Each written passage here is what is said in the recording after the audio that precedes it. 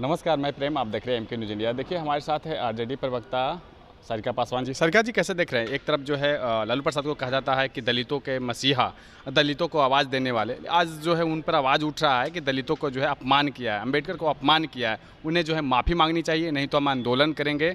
अनशन पर बैठने के लिए बीजेपी तैयार है।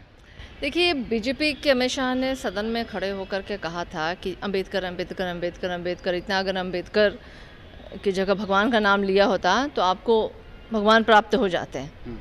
तो मखौल तो उन्होंने पूरे देश के सामने उड़ाया था और आज वही बाबा साहब भीमराव अंबेडकर के नाम पे राजनीति रोटी सेक रही है। अरे लालू प्रसाद यादव के दिल में बसते हैं अंबेडकर जी, दिमाग में बसते हैं, उनके काम में बसते हैं और इसीलिए उनको लोग जो है ना गरीबों के मसीहा कहते हैं, सामाजिक न्याय के पुरोधा कहते हैं।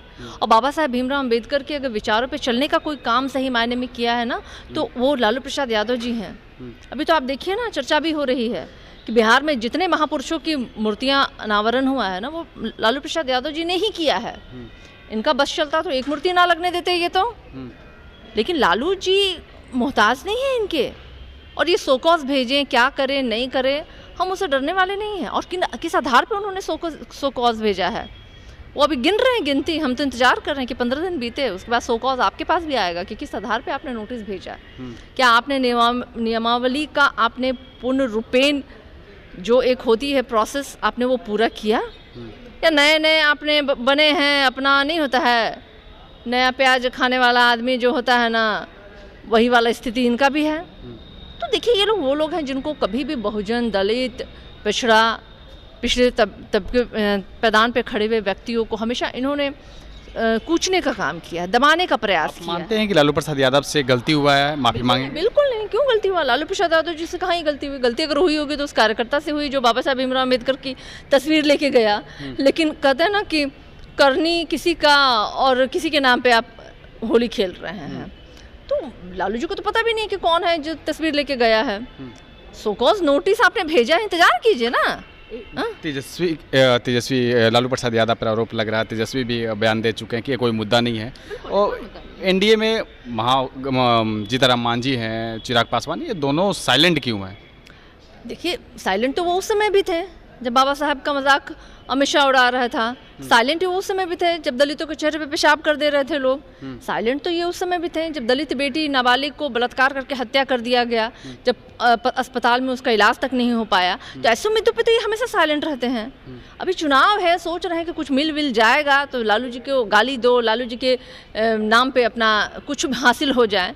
कुछ हासिल नहीं होगा, जो हासिल हुआ है ना वो भी छिन जाएगा। 33 सीटों की मांग कर रही है। वो 33 सीटों, और वो भी आरजेडी के सामने खड़ा होगा। अभी समय आएगा, हंसी आ रही है मुझे, मत ऐसा बात कीजिए।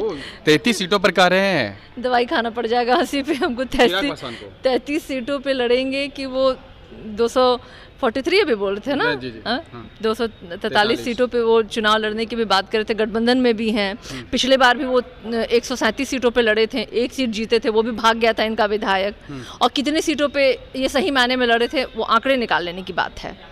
तो ये सब भाजपा की बी टीम है। चिराग जी बी टीम की तरह पिछले बार भी उन्होंने काम किया था और इस बार भाजपा और चिराग दोनों मिलकर के असल में जदयू को समाप्त करना चाहते हैं पूर्ण रूपेण। आत्ममंथन की जरूरत नीतीश जी को है और नीतीश जी ने भी एक टेन्योर में मुझे लगता है कि 3 बार मुख्यमंत्री रह करके उन्होंने अपने सारे सपने पूरे। दलित महागठबंधन को छोड़ेगा, एनडीए को साथ देगा? दलित कभी भी महागठबंधन को नहीं छोड़ सकता है। सारे दलित जो है ना महागठबंधन के साथ ही हैं, क्योंकि दलित ये जान रहे हैं कि अगर कोई इनके विचारों और इनके अधिकारों की लड़ाई लड़ रहा है तो वो हमारे अध्यक्ष, राष्ट्रीय अध्यक्ष लालू प्रसाद यादव जी हैं। जो इनके लिए कोई है जो आर्थिक लड़ाई लड़ रहा है तो वो तेजस्वी यादव हैं और तेजस्वी यादव जी ने करके दिखाया है। तो मुझे लगता है प्रत्यक्ष को प्रमाण की आवश्यकता नहीं है। चिराग बुझ गया।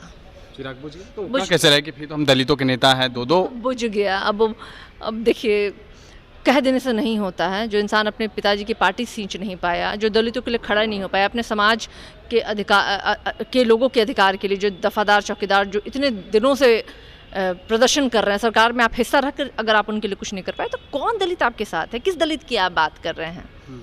कोई उनके साथ नहीं है। तो आपने सुना क्या कुछ कह रहे थे, और दलितों का अपमान नहीं हुआ है और लालू प्रसाद यादव जो है माफ़ी नहीं मांगेंगे क्योंकि उनसे जो है कोई गलती नहीं हुआ। और चिराग पासवान पर किस तरह से जो है वो भड़कते हुए नज़र आई हैं और कई गंभीर आरोप भी लगाते हुए नज़र आ रहे हैं। आपकी क्या प्रतिक्रिया कमेंट बॉक्स में ज़रूर लिखें। धन्यवाद।